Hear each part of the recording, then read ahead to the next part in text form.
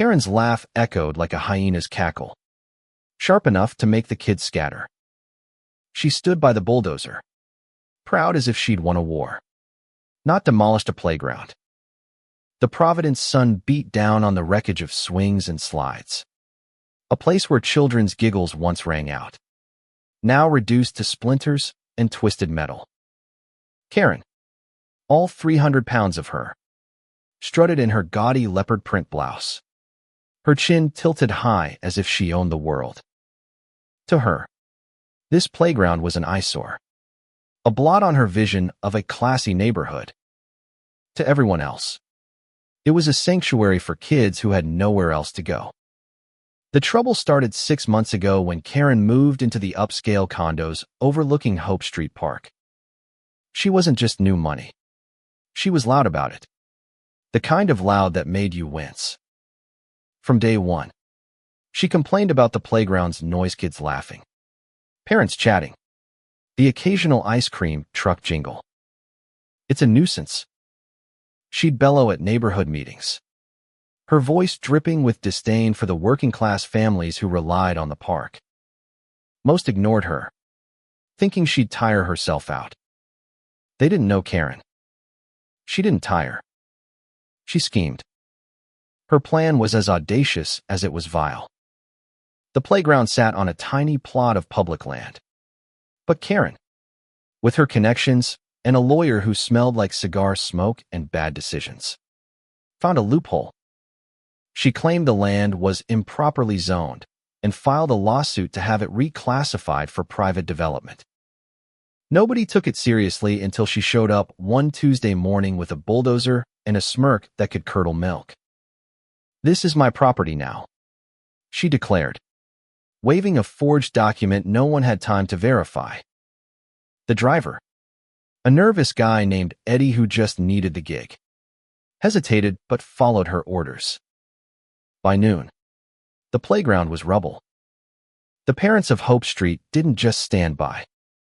Maria Delgado, a single mom who worked 2 jobs to keep her son, Mateo, fed, was the first to confront her. Maria had grown up in this neighborhood, her own childhood memories tied to that very playground. She marched up to Karen, her hands shaking but her voice steady. "You think you can just destroy our kids' joy? You'll pay for this." Karen laughed, her chins wobbling. "Sue me, sweetheart.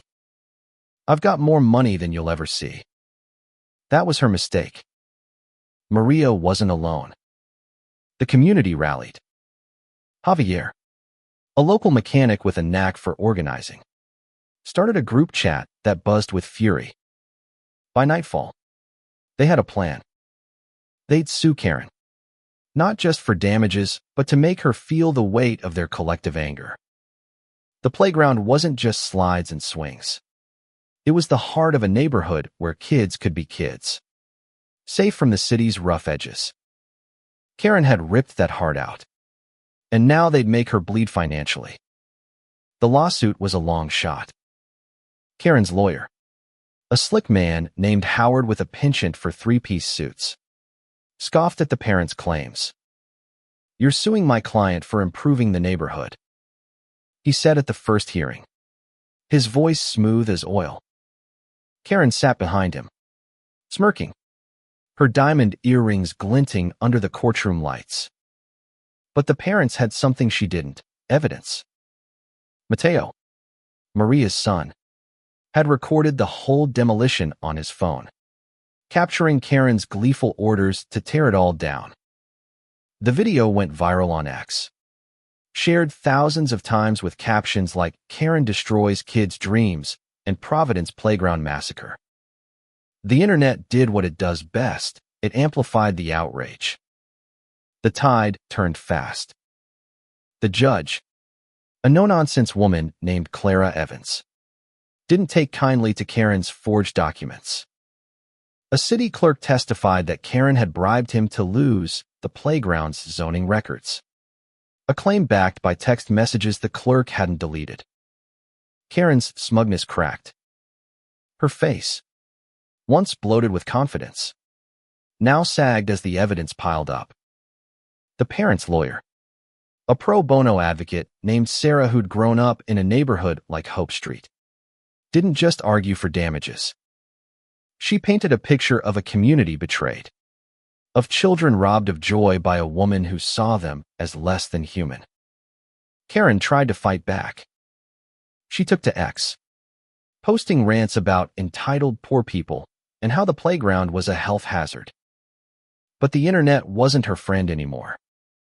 Her posts were ratioed into oblivion, flooded with comments calling her out.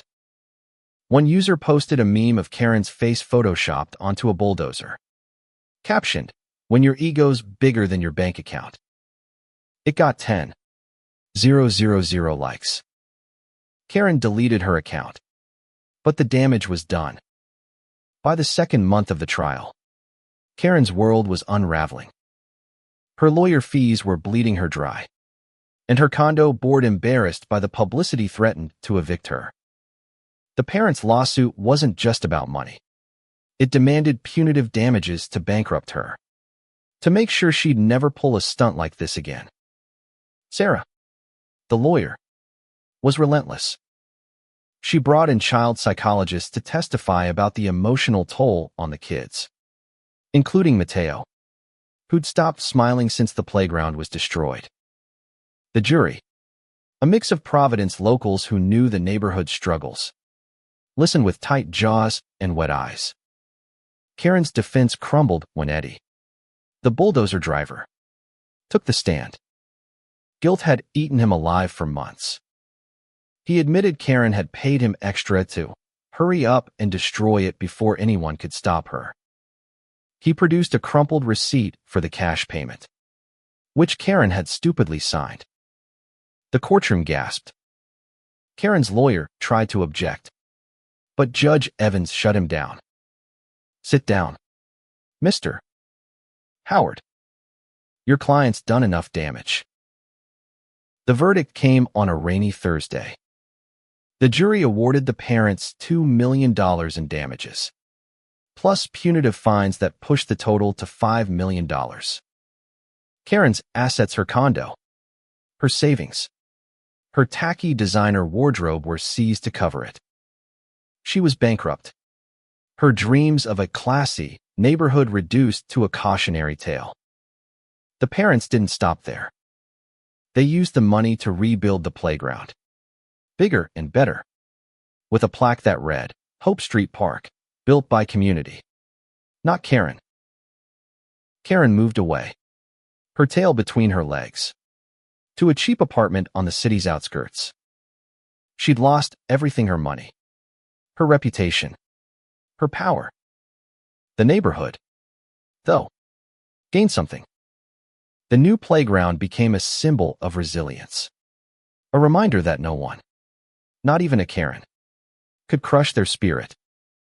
Maria and Javier stood by the new swings on opening day, watching Mateo laugh as he slid down a bright red slide.